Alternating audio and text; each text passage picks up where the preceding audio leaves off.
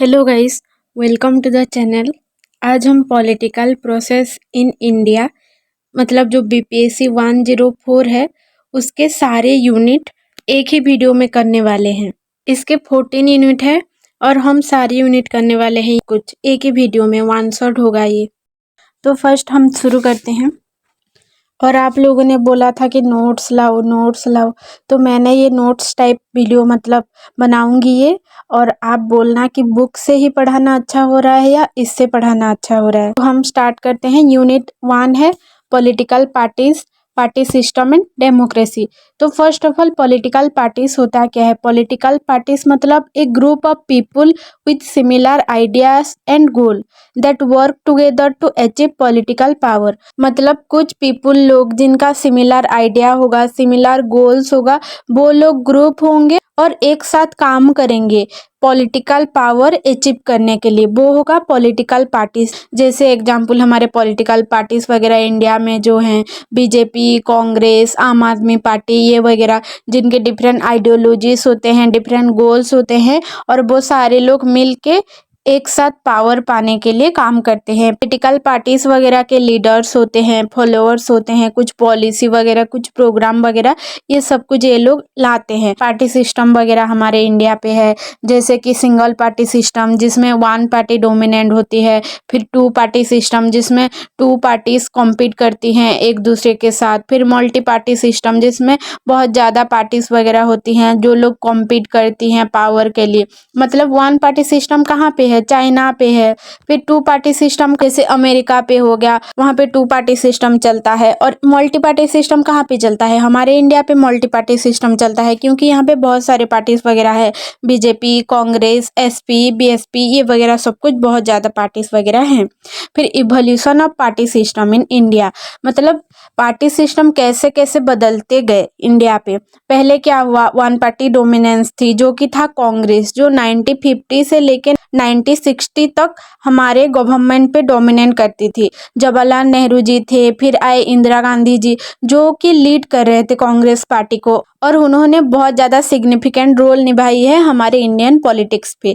फिर bipolar party system आई, मतलब to party system 1970 से 1980 के बीच में। और तब क्या हुआ? अलायंस वगैरह कॉम्पीट करने लगे, फिर कोalition गवर्नमेंट वगैरह, मतलब गठबंधन जो होता है वो लोग आ गए। जैसे बीजेपी हो गया, जनता पार्टी पावर पे आई 1977 पे। मतलब कांग्रेस जब उसका दबदबा कम हो गया, तब क्या हुआ? दूसरे दूसरे पार्टी उभरते गए, मतलब वो लोग एक साथ हो गए, गठबंधन किए और फिर पार्टी चलाए। फिर आएगा मल्टी पार्टीज। अब की कंडीशन जो है कि बहुत ज़्यादा पार्टीज वगैरह चल रही है, नेशनल पे कुछ दूसरा पार्टी, हमारे स्टेट वगैरह पे कुछ दूसरे पार्टी वगैरह जो चल रहे हैं, ये होगा मल्टी पार्टी सिस्टम। ये 1990 के बाद से ही बहुत ज़्यादा ऐसी चल रही है। जैसे हमारी उड़ीसा पे भी मल्टी पार्टी सिस्टम चलती है, हमारे यहाँ पे बीजेडी है, बीजेपी है, कांग्रेस है, तो हमारे यहाँ पे मल्टी पार्टी चल रहा है, और सारे स्टेट वगैरह पे भी वही है। फिर आएगा role of political parties in democracy.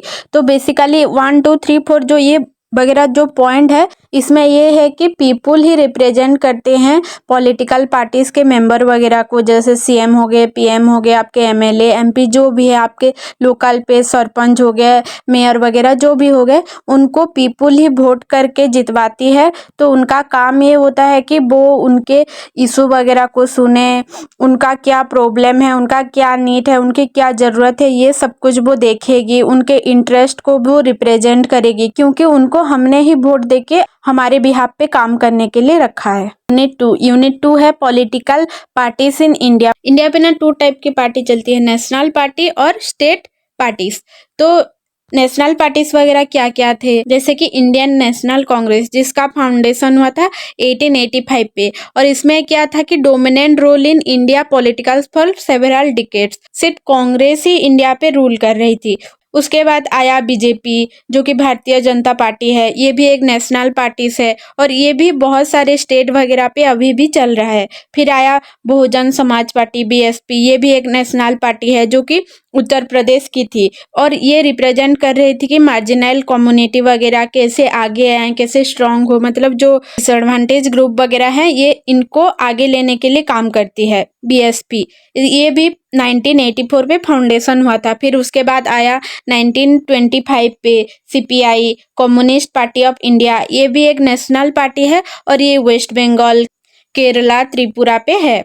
फिर आया 1964 पे communist party of India, Marxist, मतलब मार्क्स की थ्योरी जिन्होंने पढ़ा होगा, उन्होंने कैपिटलिज्म के बारे में बोला है, कैसे रिच पुअर इकोनॉमिक, कैसे डिस्क्रिमिनेशन होता था, कैसे क्लासलेस सोसाइटी क्रिएट करने के लिए चाहते थे। इनका आइडियोलॉजी यही था, CPI M, communist party of India, Marxist. West Bengal, Kerala और त्रिपुरा पे था। और इस वेस्ट बंगाल पे 1998 पे तृणमूल कांग्रेस, जो कि एआईटीसी और टीएमसी ये हुआ। फिर महाराष्ट्र पे हुआ 1999 पे, ये भी नेशनल पार्टीज वगैरह, नेशनलिस्ट कांग्रेस पार्टी एनसीपी। इसके बाद स्टेट रिलीजन पार्टीज वगैरह पढ़ते हैं। ये है समाजवादी पार्टी, जो कि एसपी, ये उत्तर प्रदेश पे हुआ था। जो यूपी बिहार के पार्टीज वगैरह है ना, ये रिप्रेजेंट कर रहे थे बैकवर्ड क्लास को, मार्जिनल कम्युनिटी वगैरह कैसे आगे आए, ये सब कुछ ये लोग देख रहे थे। फिर उसके बाद राष्ट्रीय जनता दल, ये भी बिहार पे हुआ था, ये भी मार्जिनल कम्युनिटी कैसे आगे आए ये देख रहा था, ये भी एक स्टेट पार्टी है। फिर इसके बाद तमिलनाडु पे हुआ एक डोमिनेंट पार्टी, जो कि था द्राविड़ मुनेत्र कझगम। पहले आया सिर्फ द्राविड़ मुनेत्र कझगम, फिर उसके बाद आया ऑल इंडिया अन्ना। फिर उसके बाद आया आंध्र प्रदेश पे, फार्मिंग कम्युनिटी को ये रिप्रेजेंट कर रहे थे, जो था तेलुगु देशम पार्टी, टीडीपी। 1985 पे फिर आसाम पे आया, जो कि आसाम लोगों की इंटरेस्ट को रिप्रेजेंट कर रही थी, आसाम गण परिषद, एजीपी। आया 2012 पे दिल्ली पे, जो कि स्टेट पार्टी है आम आदमी पार्टी। उसके बाद आया पंजाब पे, जो कि सिख कम्युनिटी को रिप्रेजेंट कर रहे थे, शिरोमणि अकाली दल। फिर आया स्टेट पार्टी महाराष्ट्र पे, जो 60 लोगों की इंटरेस्ट को रिप्रेजेंट कर रहे थे, शिवसेना।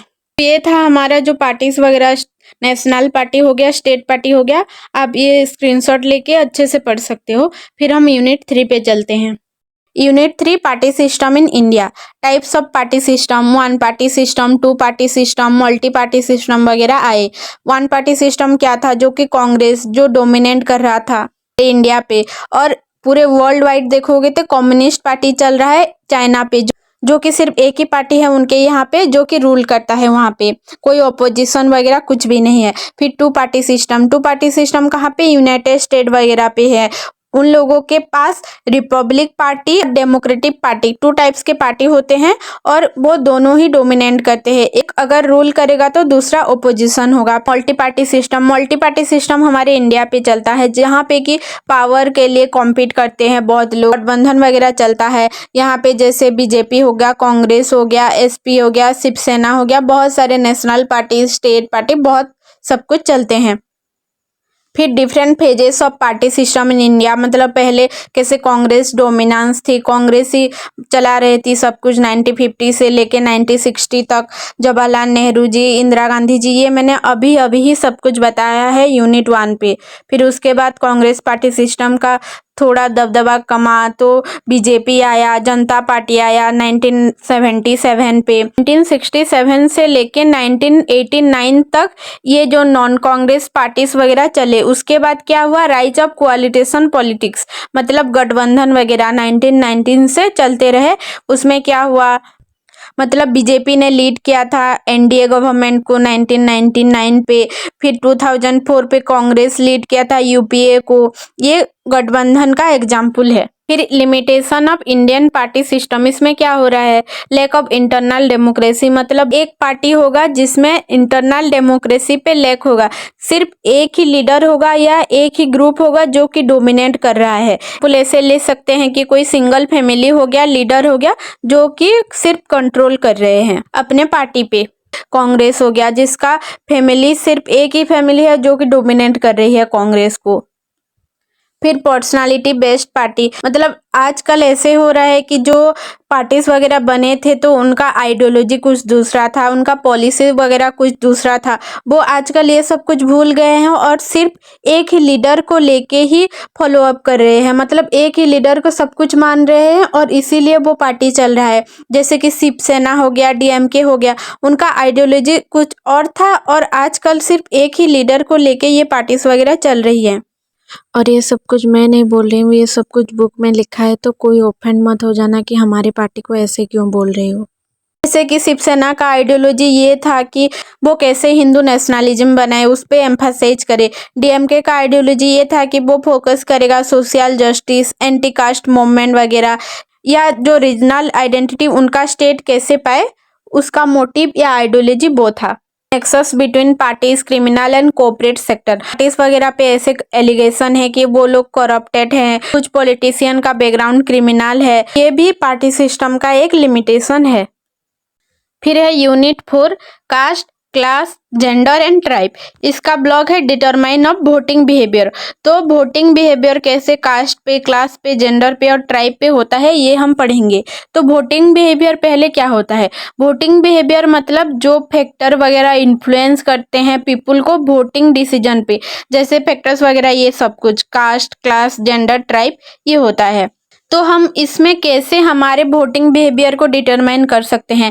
कास्ट पे ऐसे बोल सकते हैं कि हमारे यहाँ पे तो कास्ट बहुत सिग्निफिकेंट है, मतलब बीएसपी जो कि बहुजन समाज पार्टी रिप्रेजेंट करती है, दलित वगैरह हो गए, मार्जिनल कम्युनिटी वगैरह हो गए, डिसएडवांटेज ग्रुप, इसको वो रिप्रेजेंट करती है। उनका इंटरेस्ट, उनका नीड क्या है, वो ये देखेगी, उनका इशू को रिजॉल्व करेगी, वो कैसे आगे है ये चाहेगी वो।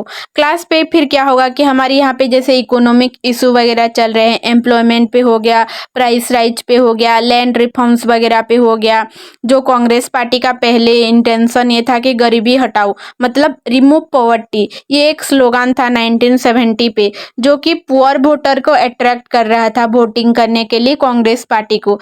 फिर जेंडर पे तो अभी भी चल रहा है हमारे यहाँ पे, जैसे कि Beti Bachao Beti Padhao, save the girl child, educate the girl child, मतलब बीजेपी का ये स्लोगन था। और वो वोमेन के लिए बहुत सारी कैंपेनिंग वगैरह किए थे ताकि वोमेन वोटर अट्रैक्ट हो उनके तरफ। फिर आएगा ट्राइब, मतलब हमारे इंडिया पे जैसे ट्राइबल इश्यूज वगैरह चल रहे हैं, मतलब ट्राइबल लोग की कल्चरल कैसे आइडेंटिटी का प्रोटेक्शन हो, कैसे नेचुरल रिसोर्सेस का प्रोटेक्शन हो, वो कैसे ऑटोनॉमी पा पाए, इसके लिए बहुत सारे पार्टीज वगैरह है। जैसे हमारे झारखंड पे है झारखंड मुक्ति मोर्चा जेएमएम, जो कि मोबिलाइज करती है ट्राइबल वोटर को अपने तरफ आए, उनको वोट दे। फिर है unit 5, ethnicity, religion and language. अभी block determines of voting behaviour है, तो ये भी कैसे इन्फ्लुएंस करती है वोटिंग बिहेवियर, एथेंटिसिटी, रिलीजन हो गया, लैंग्वेज हो गया। एथेंटिसिटी मतलब क्या कि जो ना ग्रुप्स वगैरह होते हैं, पीपल वगैरह होते हैं, शेयर करते हैं common culture, language and history. तो एथनिसिटी को लेकर भी पार्टीज वगैरह बहुत हैं, जैसे कि बीएसपी हमारी यूपी पे जो पार्टी है, बहुजन समाज पार्टी, फोकस करती है, रिप्रेजेंट करती है कैसे दलित हो, मार्जिनल कम्युनिटी हो, उनको कैसे हेल्प करे, उनको कैसे सपोर्ट करे, स्ट्रॉन्ग करे उनको। फिर नॉर्थ ईस्ट इंडिया जहाँ पे एथनिक्स पार्टीज वगैरह हैं, जैसे कि एजीपी, आसाम गण परिषद, फिर बीपीएफ, बोडोलैंड पीपुल फ्रंट, ये वगैरह एथनिक आइडेंटिटीज को रिप्रेजेंट करते हैं। फिर है रिलीजन भी हमारे यहाँ पे बहुत इंपॉर्टेंट रोल प्ले कर रही है, और उसका भी एक पार्टी है जो कि बीजेपी है, भारतीय जनता पार्टी, जो कि हिंदू नेशनलिस्ट है। उनका कैंपेनिंग वगैरह ऐसे होता है कि वो कैसे हिंदू वोटर को अट्रैक्ट करे, जैसे कि राम मंदिर अभी बना अयोध्या पे, ये हो गया एक रिलीजियस काम वगैरह। फिर पंजाब पे भी एक पार्टी है जो कि एसएडी, शिरोमणि अकाली दल, जो सिख वोटर को अट्रैक्ट करती है, उनका जो इंटरेस्ट है, सिख आइडेंटिटी है, उसको प्रमोट करती है। फिर लैंग्वेज हो गया, हमारे जो साउथ इंडियन स्टेट वगैरह जो तमिलनाडु है, वहाँ पे डीएमके चल रही है पार्टी, जो प्रमोट करती है तमिल लैंग्वेज, तमिल कल्चर। आसाम हो गया, वहाँ पे भी कुछ आसामीज, बंगाली स्पीकर वगैरह के बीच में कुछ मेजर इशू हुआ था पॉलिटिक्स को लेके, तो वहाँ पे बंगाली इमिग्रेशन वगैरह जो हैं वो इम्पैक्ट कर रहे थे बंगाली लैंग्वेज, आसामीज वगैरह पे। तो वो कैसे आसामी लैंग्वेज, वो कल्चर कैसे आगे आए, इसीलिए उनके वहाँ पे पार्टीज वगैरह हैं लैंग्वेज को लेके।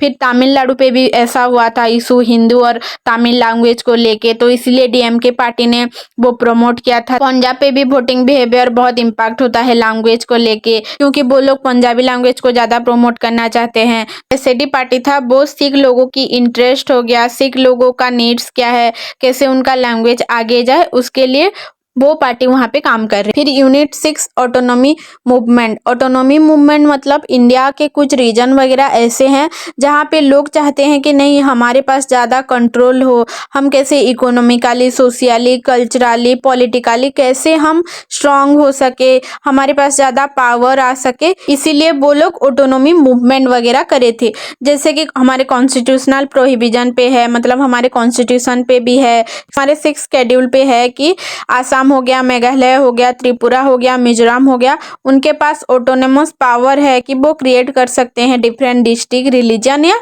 कोई टेरिटोरियल काउंसिलिंग, क्योंकि उनका कल्चरल आइडेंटिटी, उनका लैंग्वेज सब कुछ डिफरेंट डिफरेंट है।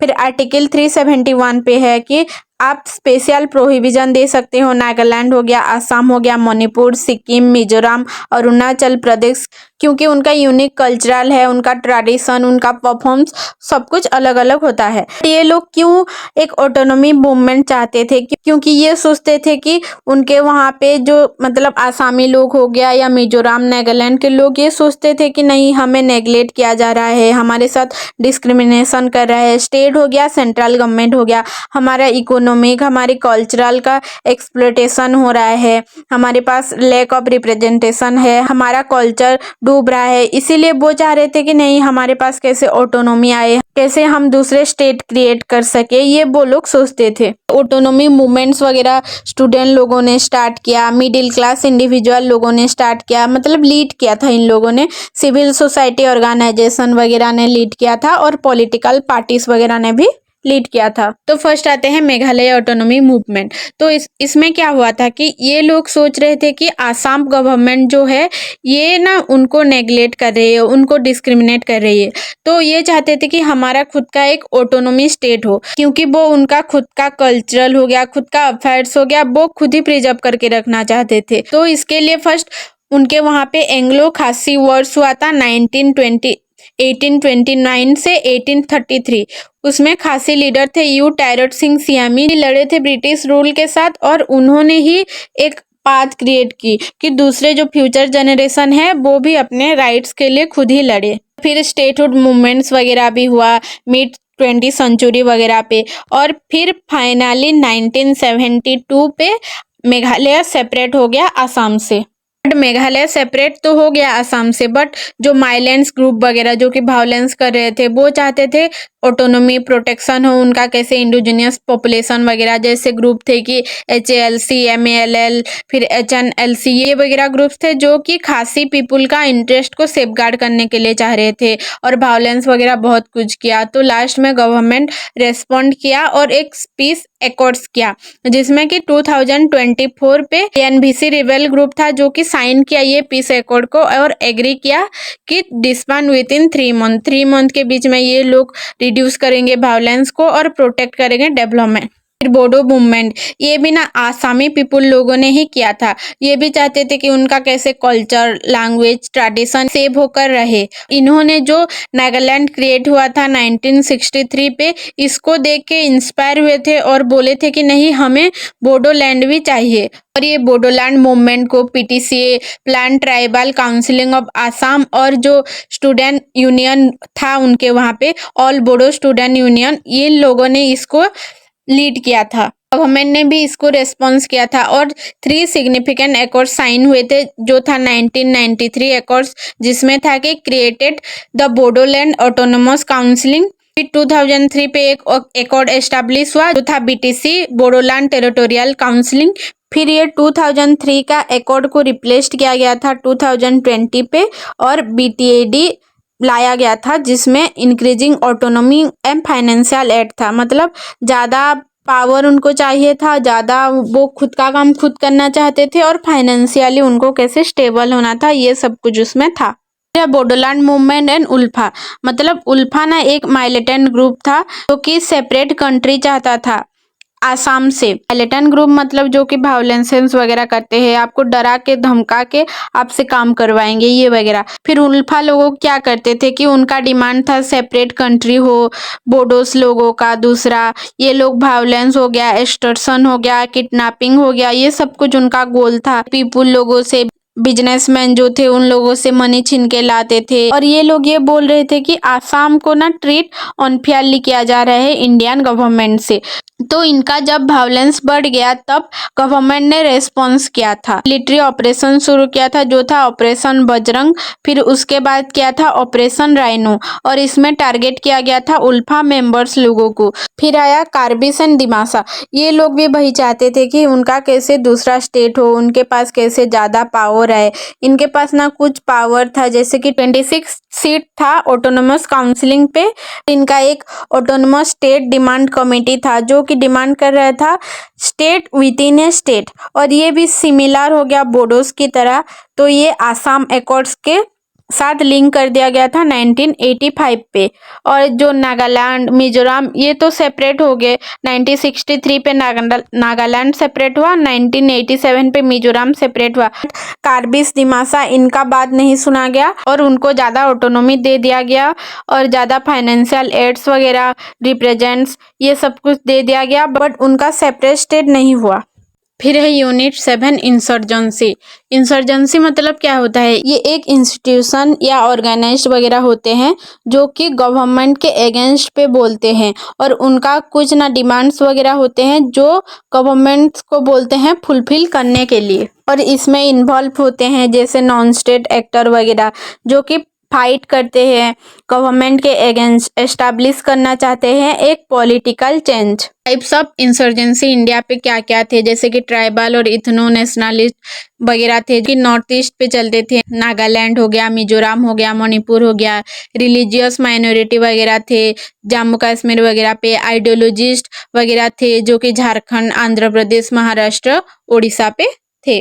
और ये इंसर्जेंसी होते क्यों थे कि कोई history, ideology, politics, ethnicity, religion, language के लिए हो सकता है, या कोई आइडेंटिटी उनको चाहिए जैसे इथनो नेशनलिज्म हो गया ये वगैरह, या कलेक्टिव मोबिलाइजेशन मतलब कोई एक चीज़ उनको पूरा करना हो, तो इसीलिए इंसर्जेंसी का शुरू होता था।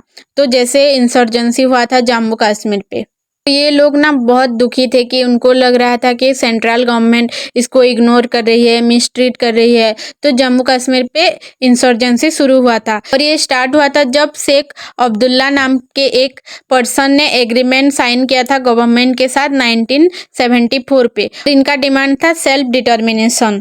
सेल्फ डिटर्मिनेशन मतलब वो चाहते थे कि उनका खुद का गवर्नमेंट हो, उनका खुद का स्टेट वो खुद ही चलाए। बट जब फारूक अब्दुल्ला का गवर्नमेंट टूट गया मतलब डिसमिस हो गया, तो कश्मीर लोग सोचे कि नहीं, सेंट्रल गवर्नमेंट बहुत इंटरफेयर कर रही है हमारे स्टेट पे। तो कश्मीरी लोग बहुत बिट्रेयल फील किए थे कि हमारे साथ धोखा हुआ है। फिर जब 1987 पे इलेक्शन हुआ था तब यंग कश्मीरी यंगस्टर वगैरह जो थे वो सिस्टम से ही मतलब वहाँ के गवर्नमेंट से ही उनका फेद उठ गया। तब वो लोग वायलेंस के तरफ ज़्यादा बढ़ते गए और ज्वाइन किया इंसर्जेंट ग्रुप वगैरह को। तो फर्स्ट JKLF ग्रुप था जो कि इंसर्जेंट ग्रुप शुरू हुआ था जम्मू कश्मीर पे, और ये लोग चाहते थे एक इंडिपेंडेंट कश्मीर। और फिर बाद में दूसरा इंसर्जेंट ग्रुप वगैरह क्रिएट हुए और पाकिस्तान ने उन लोगों को सपोर्ट किया पावरफुल होने के लिए। और फिर सिचुएशन बहुत वर्स्ट होते गई। 1990s पे बहुत ज़्यादा वायलेंट वगैरह, इंसर्जेंट, सिक्योरिटी फोर्स क्लैश वगैरह बहुत कुछ दिखे। फिर उसके बाद 2003 पे थोड़ा ये सब कुछ कमा क्योंकि इंडिया पाकिस्तान दोनों के बीच एक सीज फायर एग्रीड हुआ था। बट इंडिया पाकिस्तान दोनों के बीच में सीज फायर साइन तो हो गया बट इंसर्जेंट ग्रुप वगैरह नहीं रुके। 2008 पे भी यंग कश्मीरीज वगैरह जो थे वो स्ट्रीट पे ऐसे पत्थर फेंकते थे, जो सेना वगैरह आते थे उनको, सिक्योरिटी फोर्स वगैरह को पत्थर मारते थे। तो थोड़ा ये सब कुछ कमा है बट थोड़ा इशू तो कश्मीर पे अब भी चल रहा है। नॉर्थ ईस्ट इंसर्जेंसी, नागालैंड हो गया, मणिपुर हो गया, मिजोरम हो गया, यहाँ पे ना बहुत इंसर्जेंसी वगैरह चले थे। जैसे नागालैंड पे इंसर्जेंसी ना 1940s मतलब इंडिपेंडेंस से पहले ही चल रहा था। NNC नाम के था एक नागा नेशनल काउंसिलिंग जो डिक्लेयर किया था 1947 पे खुद को इंडिपेंडेंट कि हम एक दूसरे स्टेट हैं। मतलब ये नागालैंड वगैरह आसाम के साथ थे। इन लोगों ने इंसर्जेंसी बहुत कुछ किया तो 1963 पे ये सेपरेट हुआ था। ये मैं पहले ही बता चुकी हूँ आप लोगों को। फिर मणिपुर पे भी वही सेम थिंग्स हुआ था, इंसर्जेंसी वगैरह हुआ था। और यहाँ का ग्रुप था यूनाइटेड नेशनल लिबरेशन फ्रंट जो कि फाइट कर रही थी इंडिपेंडेंस के लिए 1964 से लेके। फिर मिजोरम पे भी इंसर्जेंसी हुआ था और यहाँ पे था मिजो नेशनल फ्रंट जो कि इंडिपेंडेंस चाहती थी, दूसरा स्टेट हो चाहती थी और गवर्नमेंट ने 1986 पे मिजोरम को एक दूसरा स्टेट बना दिया। फिर पंजाब पे भी इंसर्जेंसी हुआ था, खालिस्तान मूवमेंट। ये 1970 से 1980 के बीच में हुआ था। सिख लोग जो थे पंजाब पे वो एक दूसरा स्टेट चाहते थे खालिस्तान नाम के, क्योंकि वो लोग सोच रहे थे कि गवर्नमेंट हमारे साथ मिसट्रीट कर रही है, हमें इग्नोर कर रही है। उनका खालिस्तान मूवमेंट को लीड किया था जरनैली सिंह भिंडरानवाले ने और वो सिख लोगों की राइट्स के लिए, ऑटोनॉमी के लिए लड़े थे, ये बोला जाता है। और गवर्नमेंट ने इसको रोकने के लिए एक ऑपरेशन शुरू किया था, ऑपरेशन ब्लू स्टार, जो कि 1984 पे हुआ था। इसमें बहुत लोग मारे गए थे और इसमें उनका लीडर भी मारे गए थे जो थी जरनैली सिंह। फिर मोस्ट इंसर्जेंसी ये हुआ था वेस्ट बंगाल, डिस्ट्रिक्ट था दार्जिलिंग और उनका विलेज का नाम था नक्सलवारी। वहाँ पे ये इंसर्जेंसी शुरू हुआ था और इसको नक्सलिस्ट मूवमेंट भी बोलते हैं। इसको शुरू किया गया था जो कास्ट बेस्ड डिवीजन वगैरह हैं इसको तोड़ने के लिए, एंड करने के लिए। और ये लोग सोच रहे थे कि इंडियन गवर्नमेंट ना बहुत एक्सप्लोटिव है, बहुत ऑपरेस करती है लोगों को, तो सिर्फ आर्म्ड रिबेलियन से ही इसको कम किया जा सकता है, ये सोच के इन लोगों ने इसको स्टार्ट किया था। फिर धीरे धीरे वेस्ट बंगाल से लेके झारखंड, आंध्र प्रदेश, महाराष्ट्र, उड़ीसा सारे जगह ना ये मॉइस्ट इंसर्जेंसी शुरू हो गया। ये लोग एक वेल ऑर्गेनाइज्ड ग्रुप्स वगैरह मतलब फॉर्म किए और फिर अटैक किए स्टेट पे, इंस्टीट्यूशन वगैरह पे, प्रॉपर्टी क्लासेस वगैरह पे। और 2004 पे उन्होंने एक ग्रुप क्रिएट किया था कम्युनिस्ट पार्टी ऑफ इंडिया, जो कि मॉइस्ट लोगों का था। सीपीआई मॉइस्ट लॉन्च किया था जो आर्म रिवेलियन कर रहे थे, स्टेट के अगेंस्ट वो लोग बात कर रहे थे, कैसे वो क्लास डिवीजन को कमाए, ये सब कुछ देख रहे थे। फिर गवर्नमेंट ने रेस्पॉन्ड किया था 2009 पे और एक ऑपरेशन लॉन्च किया था ग्रीन हॉन्ड बोल के, जो कि काउंटर करेगी मॉइस्ट इंसर्जेंसी को। आप लोग सोच रहे होंगे कि इंसर्जेंसी तो ऐसे तो अच्छा होगा कि नहीं, खुद का कल्चर बचाओ, खुद का आइडेंटिटी खुद पाओ। ऐसा नहीं होता। आप अगर खुद का कल्चर और आइडेंटिटी चाहिए तो आप अच्छे से भी गवर्नमेंट से मांग सकते हो, बट नहीं, आप पीपल लोगों को डरा के, धमका के, लोगों के लाइफ्स के साथ खेल के, बहुत ज़्यादा इकोनॉमिक डेवलपमेंट पे हिंड्रेंस कर, मतलब गलत गलत काम करो, कहाँ पे मीटिंग चल रहा है वहाँ पे फायर शुरू कर दो, गाड़ी लगा के उड़ा दो, ये वगैरह चलता रहता ना, तो इंसर्जेंसी अच्छा नहीं है। फिर काउंटर पे गवर्नमेंट ने क्या किया, मिलिट्री एक्शन वगैरह लाए, सिविल पॉलिसी वगैरह लाए, arm force special power act वगैरह लाए, पीस एकर्ड्स, पीस नेगोशिएशन वगैरह किए। मतलब मिलिट्री एक्शन पे ये होगा कि आर्मी के लोग वगैरह एक्शन करे, ये इसको दबाने की कोशिश करे, उनको पावर दे।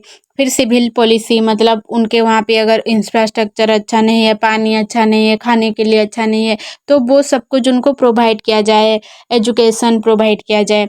फिर arm force special power act मतलब कुछ कुछ जगह पे आर्मी लोगों को ज़्यादा पावर दिया गया ताकि वो लोग इंसर्जेंसी को कमा सके। फिर नेगोशिएशन या पीस एकॉर्ड मतलब उन लोगों के साथ गवर्नमेंट साइन करेगी कि उनका डिमांड क्या है और वो उसको फुलफिल करेगी, गलत डिमांड को फुलफिल नहीं, सही से डिमांड को फुलफिल करेगी।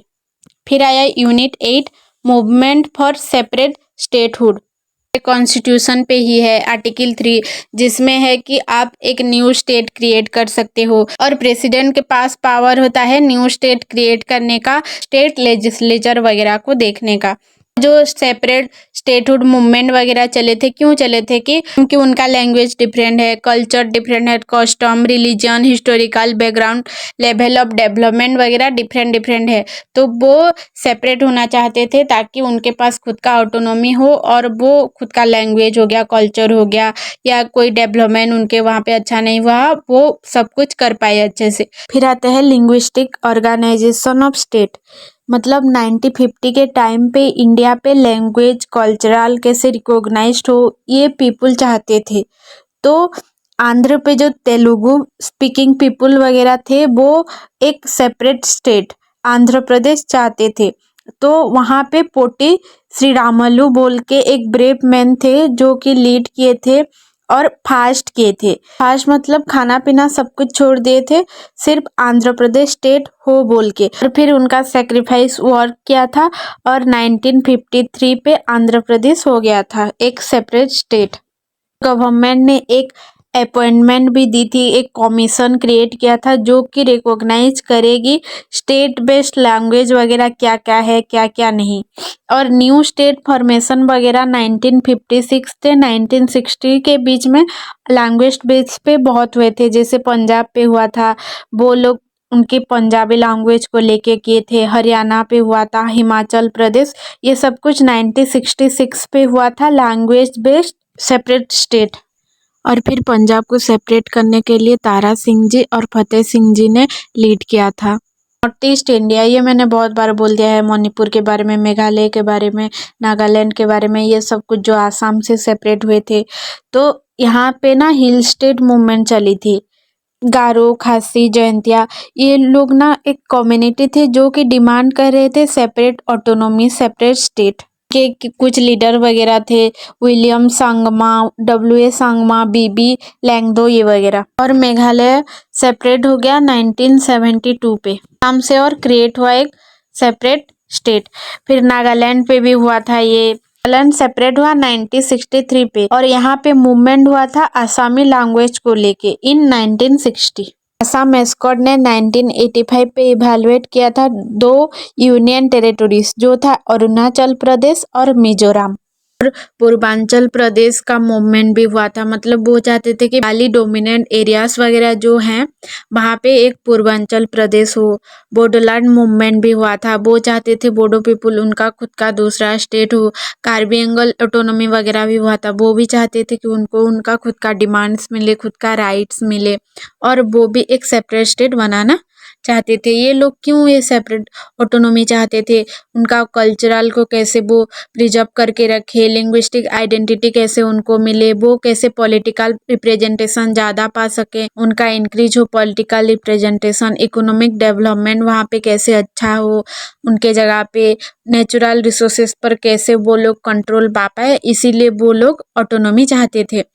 फिर उत्तराखंड या उत्तरांचल, वहाँ पे भी कैसे सेपरेट होने के लिए डिमांड किया गया था। तब उत्तराखंड ने सेपरेट होने के लिए 1938 से बोला था, और वहाँ के लीडर ने शुरू कर दिया था फाइट कि नहीं, हमें हमारा सेपरेट स्टेट चाहिए। तो यहाँ के लीडर्स वगैरह थे जैसे कि बद्रीदत्त पांडे, वो एक लॉयर और पॉलिटिकल एक्टिविटीज भी थे। डीडी पंत, वो एक फॉर्मर वाइस चांसलर थे मन यूनिवर्सिटी के और चेयरमैन थे उत्तराखंड क्रांति दल के। ये सब मूवमेंट वगैरह जब चल रहा था तब एक इंसिडेंट भी हुआ था, ट्रिगर इवेंट, जो 1994 था। तब पुलिस लोगों ने फायरिंग शुरू कर दी थी, तो बहुत सारे प्रोटेस्टर वगैरह घायल हुए थे। और उसके बाद उत्तराखंड 2000 पे एक सेपरेट स्टेट हो गया था। फिर यूपी पे कैसे डिमांड हुआ था सेपरेट स्टेट वगैरह का, हरित प्रदेश बनाना चाहते थे वेस्टर्न यूपी को, फिर बुंदेलखंड बनाना चाहते थे साउदर्न पार्ट के यूपी को, फिर पूर्वांचल बनाना चाहते थे ईस्टर्न पार्ट के यूपी को, फिर उत्तर प्रदेश बनाना चाहते थे सेंट्रल पार्ट ऑफ यूपी को, मतलब यूपी को पूरा तोड़ देना ही चाहते थे। फिर तेलंगाना, तेलंगाना लोग ये सोचते थे कि नहीं, हमारे यहाँ पे डेवलपमेंट बहुत अच्छे से नहीं हो रहा है, आंध्र प्रदेश पे ज़्यादा फोकस किया जा रहा है, तो वो चाहते थे कि हमारा स्टेट सेपरेट हो। एक एग्रीमेंट हुआ 1956 पे, वहाँ पे तेलंगाना रीजन जो होगा उनका इंटरेस्ट सेफगार्ड किया जाएगा, कैसे, उसको साइन किया गया था। तेलंगाना जब हुआ था उसमें कुछ लीडर वगैरह थे उस मूवमेंट के, जैसे कि पोटी श्रीमालू, वो एक गांधीयन थे जो कि भूख से ही उनका डेथ हो गया था, क्योंकि वो तेलंगाना बनने के लिए फास्ट किए थे। फिर के चंद्रशेखर राव जो कि फाउंडर थे तेलंगाना राष्ट्रीय समिति के। और जब ये चल रहा था ना मूवमेंट, तब ना एक ट्रिगर इवेंट भी हुआ था, जैसे वो जेंटलमैन एग्रीमेंट किया गया था उसका फेल्योर हो जाता है। फिर से तेलंगाना पार्ट का रीजन जो था उसको अच्छे से देखा नहीं जाता, नेग्लेक्ट किया जाता है। तो एट लास्ट 2014 पे तेलंगाना एक सेपरेट स्टेट हो गया। फिर है यूनिट 9, सेकुलरिज्म। सेकुलरिज्म मतलब कोई भी कम्युनिटी या ग्रुप्स डिस्क्रिमिनेट नहीं करेगा कोई माइनॉरिटी के साथ, या उनके साथ कोई एक्सप्लॉयटेशन नहीं करेगा, ये था सेकुलरिज्म। और सेकुलरिज्म के 3 मीनिंग थे, जैसे कि relationship between religion and state. मतलब सेकुलरिज्म डिफाइन करता था स्टेट और रिलीजन पे कि state remain neutral and impartial, मतलब स्टेट किसी के साथ गलत नहीं करेगा, खास करके माइनॉरिटी लोगों के साथ। फिर एपिकाबिलिटी ऑफ सेकुलरिज्म इन इंडिया, मतलब सेकुलरिज्म प्रोमोट करेगा इंडिया पे डाइवर्स कल्चर हो गया, रिलीजियस हो गया, सब लोगों को इक्वली ट्रीट करेगा और सारे सिटीजन को जस्टिस दिलाएगा। Equal respect to all religion, मतलब आप चाहें तो जो भी गॉड को वर्शिप कर सकते हो, आपका खुद का रिलीजन को फॉलो कर सकते हो और सारे लोग आपको इक्वली रेस्पेक्ट देंगे, डिग्निटी देंगे और आपके प्रेफरेंस पे कोई बायसनेस नहीं दिखाएंगे। और इंडियन कॉन्स्टिट्यूशन पे भी सेकुलर ऐड किया गया है, मतलब पहले जो 1950 पे था तब कॉन्स्टिट्यूशन पे सेकुलर को एडॉप्ट नहीं किया गया था। 42 अमेंडमेंट पे इसको एडॉप्ट किया गया है सेकुलर को, और प्रियम्बल पे ऐड किया गया है 1976 पे।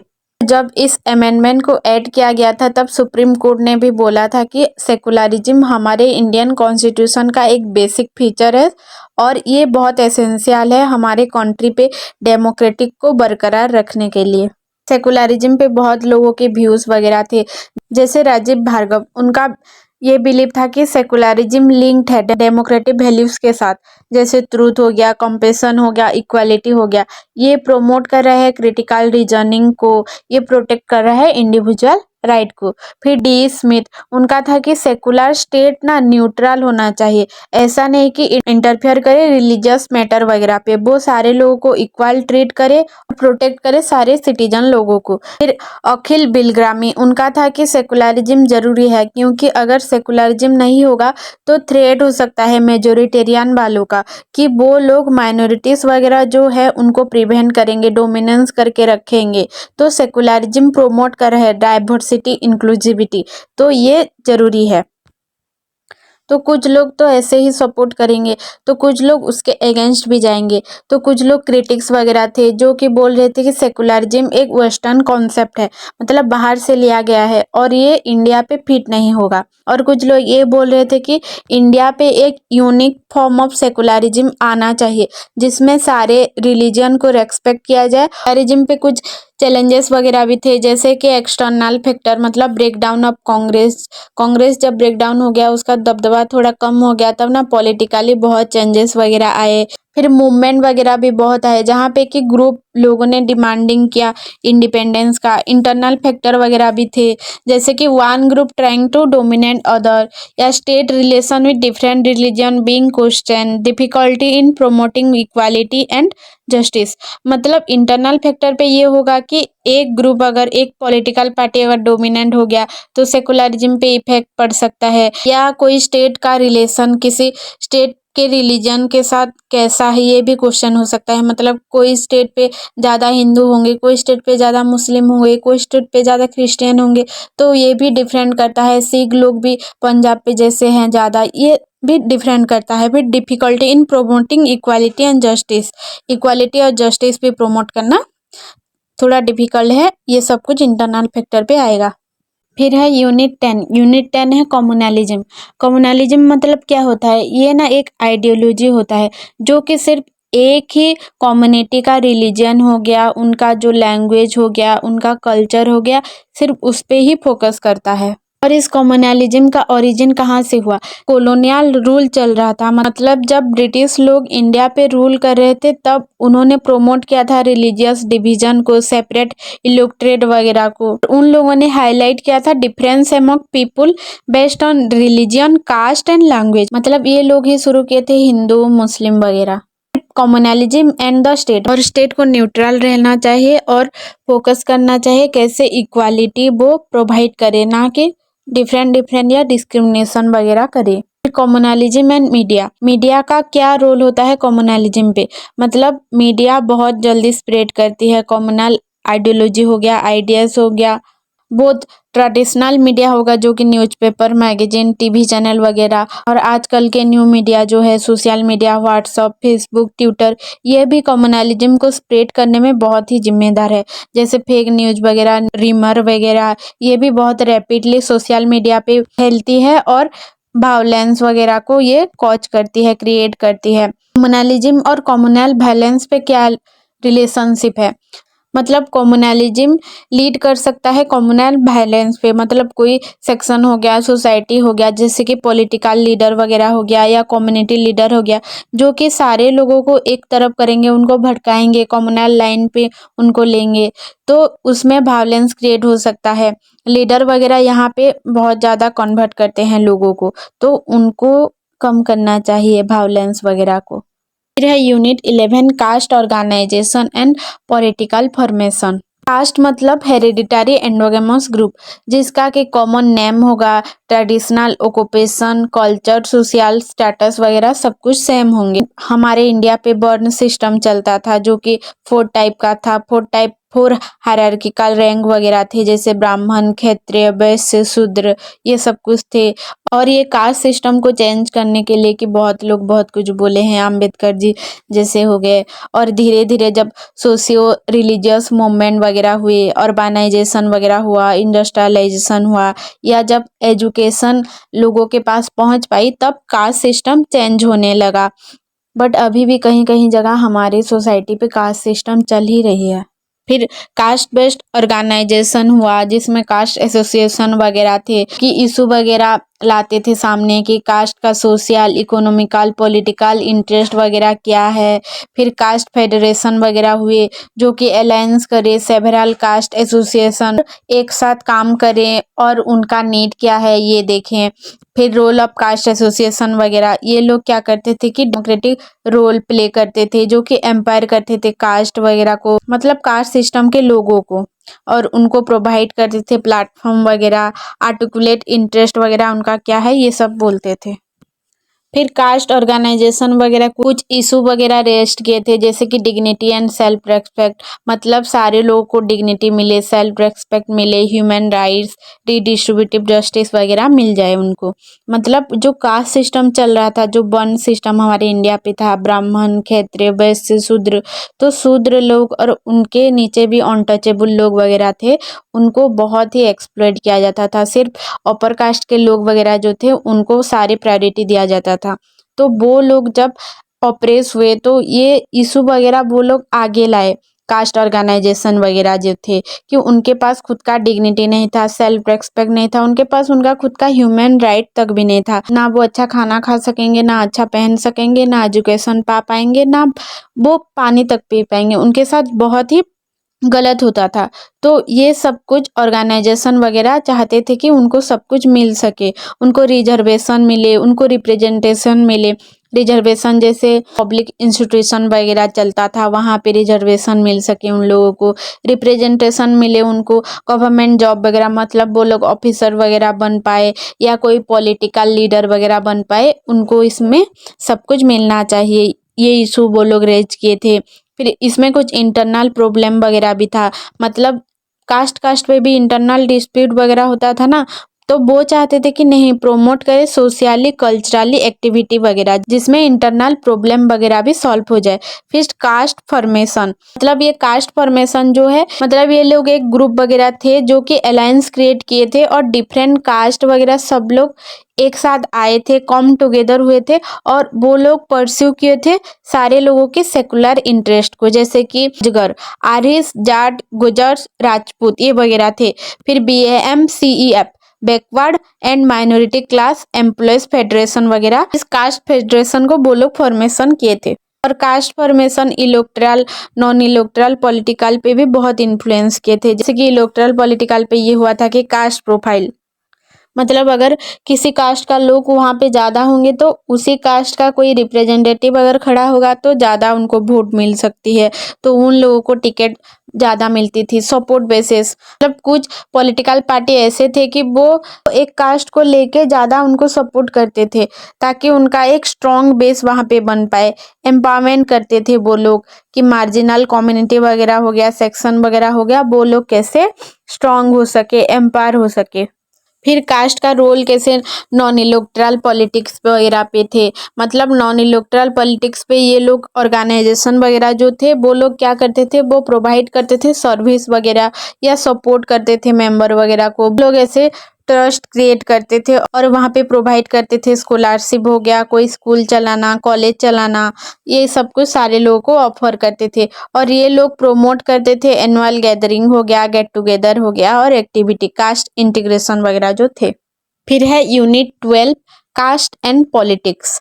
कास्ट पॉलिटिक्स पे बहुत ज़्यादा इशू वगैरह चल रहे थे, जैसे रिजर्वेशन हो गया। मतलब कुछ लोग चाहते थे उनको मिले रिजर्वेशन, बट कुछ लोग इसके अगेंस्ट थे। लोग चाहते थे कि कास्ट बेस्ड पे रिजर्वेशन ना हो, वो चाहते थे कि इकोनॉमिक मेरिट, सोशल जस्टिस, ये सब कुछ देख के कैसे रिजर्वेशन किया जाए। और इस रिजर्वेशन को लागू करने के लिए कुछ कमीशन वगैरह भी आए थे, जैसे कि मंडल कमीशन रिपोर्ट, जो कि रेकमेंड किए थे 27% reservation of OBC in central government job. मतलब ये लोग चाह रहे थे कि ओबीसी, अदर बैकवर्ड कास्ट जो होते हैं, उनको 27% रिजर्वेशन मिले सेंट्रल गवर्नमेंट जॉब्स वगैरह पे। फिर गुजरात, बिहार पे एंटी रिजर्वेशन पॉलिसी वगैरह, मतलब ये रिजर्वेशन जब आया था तो तभी वायलेंट प्रोटेस्ट वगैरह हुआ था, काउंटर प्रोटेस्ट वगैरह बहुत कुछ हुआ था। फिर कास्ट पॉलिटिक्स पे और भी इशू वगैरह थे, जैसे कास्ट बेस्ड वायलेंस, मतलब लैंड डिस्प्यूट को लेके, सोशल इशू को लेके या इलेक्टोरल पॉलिसी को लेके भी हुआ था इशू वगैरह। जैसे कि पिपरा विलेज इंसिडेंट, जहाँ पे कि एक वायलेंट क्लास हुआ था दलित और कुर्मिस के बीच में बिहार पे, और वहाँ पे बहुत ज़्यादा दलित लोगों का डेथ हुआ था, कुछ लोगों का डिस्ट्रक्शन किया गया था होम वगैरह का। फिर कर्मचेदु मासरी, वहाँ पे भी दलित लोगों के, मतलब आंध्र प्रदेश पे, वहाँ पे दलित लोगों पे वायलेंट अटैक किया गया था। फिर कास्ट सिंबलिज्म एंड पॉलिटिक्स, मतलब कास्ट पे जो सिंबल वगैरह, आइकन वगैरह या हिस्टोरिकल फिगर्स वगैरह को पॉलिटिक्स पे लाया गया था, मोबिलाइज सपोर्ट किया गया था। जैसे मायावती गवर्नमेंट इन यूपी, उन्होंने कंस्ट्रक्ट किया था मोनूमेंट, स्टेच्यू वगैरह दलित लोगों के, और रिनेम किया था डिस्ट्रिक्ट और सिटी का नाम दलित लोगों के नाम पे। फिर अंबेडकर विलेज, वहाँ पे भी मायावती गवर्नमेंट ने आइडेंटिफाई किया था, डेवलप किया था विलेज, जो सिग्निफिकेंट दलित पॉपुलेशन वहाँ पे हैं, उन लोगों को अच्छा इंफ्रास्ट्रक्चर, एम्यूनिटी से वगैरह प्रोवाइड किया गया था। फिर कास्ट एंड इलेक्टोरल पॉलिटिक्स, मतलब इलेक्टोरल पॉलिटिक्स पे कास्ट बहुत डिपेंड रहता है, मतलब determining electoral behaviour, voting behaviour caste पे बहुत डिपेंड रहता है, कि अगर आपका कास्ट का कोई खड़ा होगा रिप्रेजेंटेटिव तो आप उसको ज़्यादा वोट दोगे, वो पार्टी जीतने का बहुत चांसेस रहता है। जैसे एग्जाम्पल कांग्रेस पार्टी, क्वालिटेशन of caste and impact on the electoral politics, मतलब कांग्रेस पार्टी ने गठबंधन किया था कास्ट वगैरह पे, और ये इलेक्टोरल पॉलिटिक्स पे बहुत ज़्यादा इम्पैक्ट किया था। फिर पार्टी स्ट्रैटेजीज, मतलब ये लोग मोबिलाइज करते हैं कास्ट वगैरह को, स्ट्रैटेजीज बनाते हैं कि इस कास्ट को ज़्यादा फोकस करेंगे, इनकी बात को सुनेंगे तो इनका वोट उनके पास आ सकता है और वो विन कर सकते हैं, वो लोग जीत सकते हैं। जैसे कांग्रेस पार्टी भी कास्ट बेस्ड पॉलिटिक्स करता है और बीजेपी भी कास्ट बेस्ड पॉलिसी करता है। जैसे बीजेपी ओबीसी पे ज़्यादा फोकस करता है और अदर कास्ट पे, रिलीजन पार्टी वगैरह भी हैं, ये भी कास्ट पे बहुत ज़्यादा डिपेंड रहते हैं।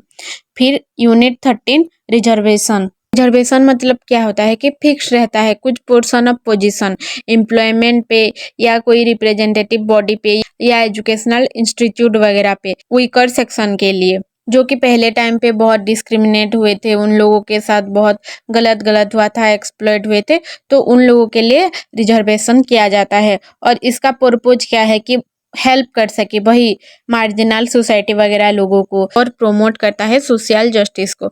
जो रिजर्वेशन होते हैं इसके टाइप्स वगैरह हैं, जैसे positive discrimination, not negative, aiming to bring marginal group at par with the rest of society, मतलब पॉजिटिव डिस्क्रिमिनेशन किया जाता है क्योंकि उनके साथ गलत किया था, इसीलिए आज उनको आगे लिया जा रहा है, क्योंकि आप जिस पोजीशन पे हो वो पोजीशन वो मीट कर सके।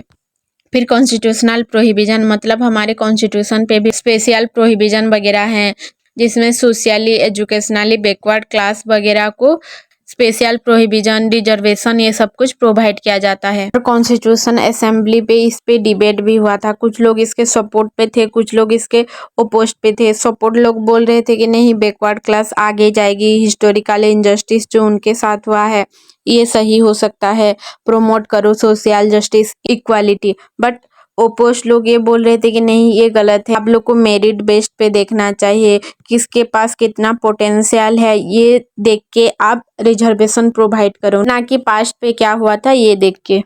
फिर है रिजर्वेशन पर SC ST।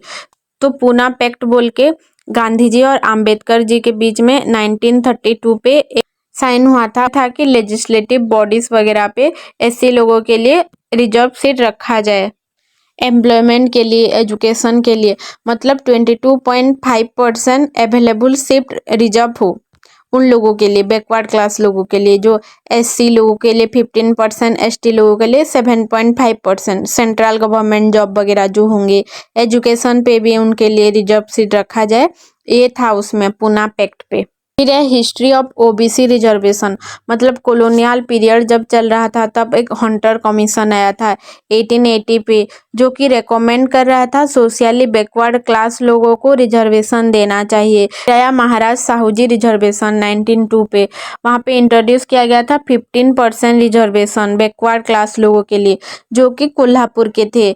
फिर पोस्ट इंडिपेंडेंस काका कालेलकर कमीशन आया 1953 पे, जिसमें आइडेंटिफाई किया गया था 2399 सोशली एजुकेशनली बैकवर्ड कास्ट वगैरह, और वो चाहते थे उन सारे लोगों को रिजर्वेशन मिले, उनका नीड को पूरा किया जाए, उनको रिप्रेजेंट किया जाए, बट ये रिपोर्ट एक्सेप्ट नहीं हुआ सेंट्रल गवर्नमेंट पे। फिर मंडल कमीशन आया 1979 पे, वहाँ पे आइडेंटिफाई किया गया 3743 कास्ट कम्युनिटीज वगैरह जो कि बैकवर्ड क्लासेस के थे, और उनको 27% रिजर्वेशन दिया जाए OBC लोगों को, ये वहाँ पे इंट्रोड्यूस किया गया था। और सुप्रीम कोर्ट ने जजमेंट दिया था इंदिरा साहनी केस पे रिजर्वेशन के बारे में, और ये 1993 पे इम्प्लीमेंट हो गया।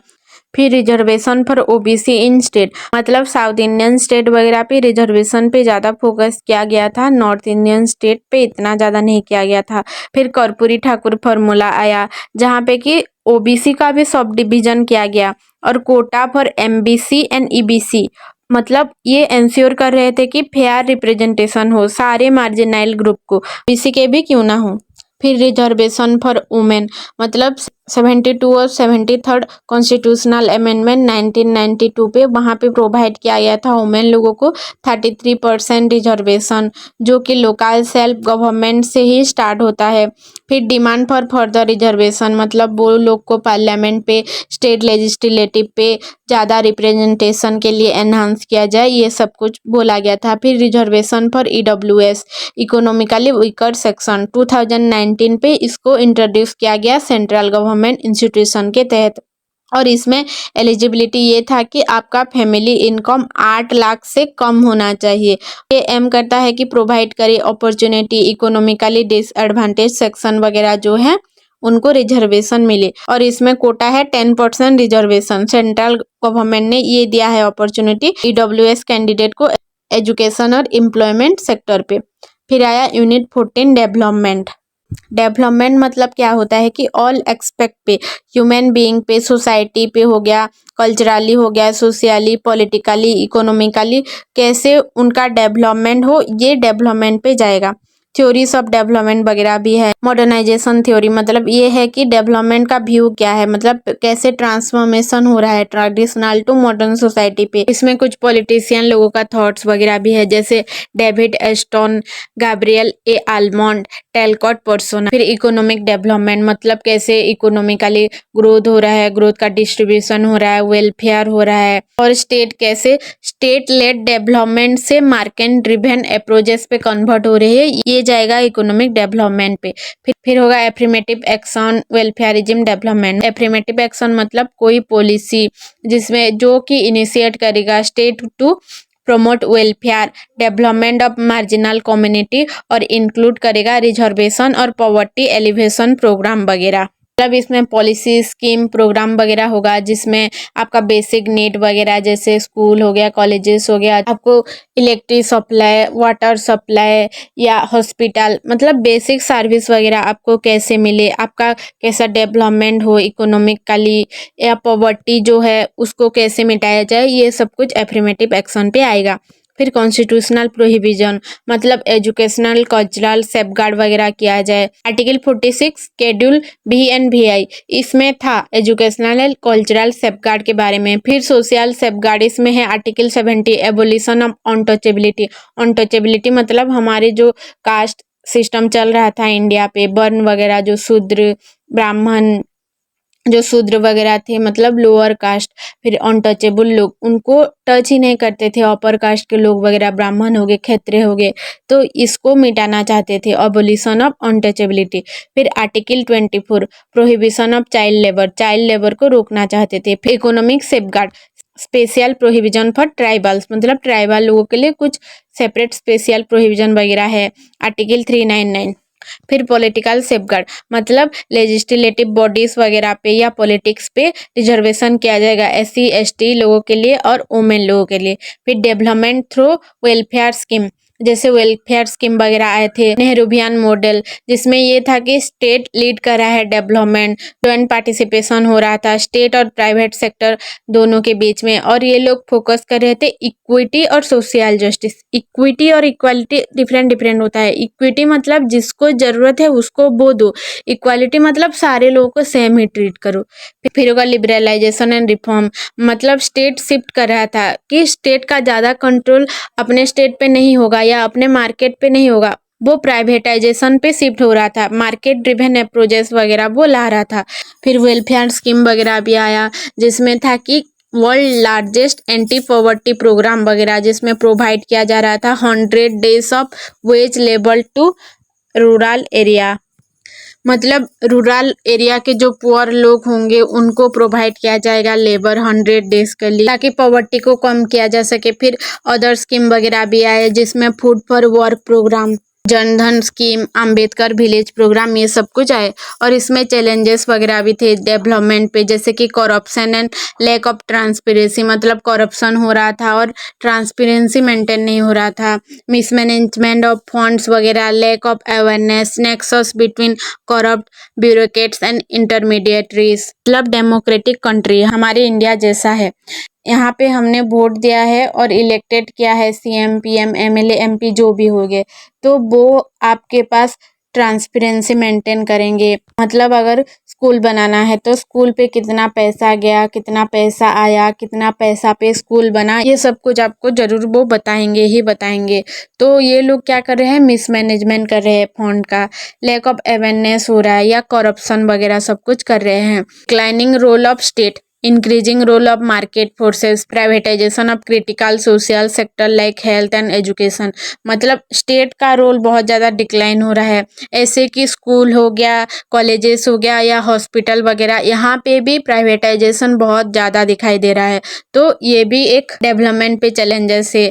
रीजनल वेरिएशन मतलब ऐसे है कि सक्सेस डेवलपमेंट पॉलिसी वगैरह नहीं हो पा रही है, इसमें बहुत ज़्यादा फैक्टर्स वगैरह जैसे लीडरशिप, ऑर्गेनाइजेशन, आइडियोलॉजी इन्फ्लुएंस कर रहे हैं आउटकम पे बहुत ज़्यादा, इसीलिए डेवलपमेंट सक्सेसफुली नहीं हो पा रही है। तो हमने सारा यूनिट कंप्लीट कर दिया 1 से लेके 14 यूनिट तक, और इतना मेहनत किया है तो please like share subscribe and comment, और बेल आइकन भी ऑन कर देना, ताकि आपको ऐसे में जो ये तो आपका बुक वाला हो गया ना, होल बुक हो गया, तो उसके बाद मैं आपको करवाऊँगी प्रीवियस ईयर क्वेश्चन वगैरह, तो आप उसके लिए रेडी रहो और प्लीज़ अच्छे से पढ़ो, अच्छे से एग्ज़ाम दो। Thanks for watching.